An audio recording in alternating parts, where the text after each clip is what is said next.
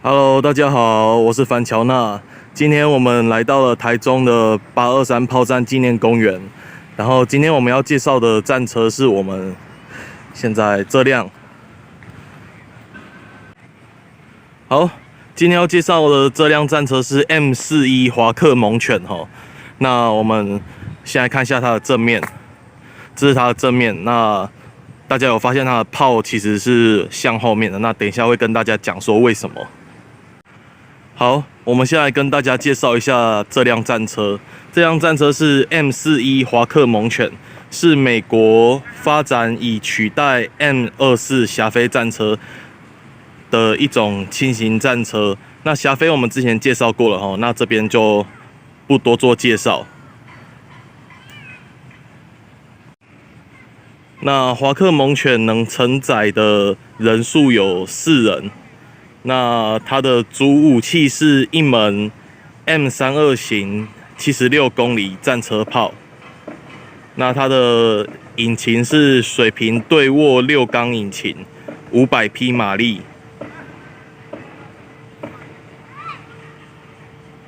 那它的速度可达每小时72.4公里。好，我们先来看一下它的正面哈。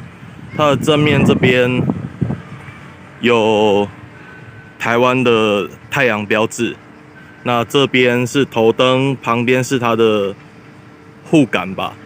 那另外一边这边也有头灯，只是它好像有点坏掉了。那我们来看一下旁边，这边应该就是它驾驶舱的位置，有看到它其实有一个可以看到外面的一个东西，只是它封起来了。那这是它的履带，这是它的履带。哦，那旁边这边是个什么东西？如果有知道的观众可以留言告诉我一下。那这是它的负重轮。那后面这边这个也是像雪曼一样的，有锯齿形状的。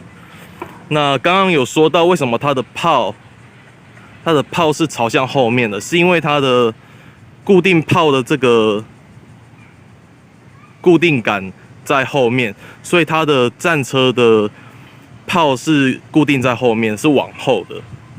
那大家可以看到它的上面这边有一个指挥塔，那它的指挥人员，它的战车队长就可以在这上面。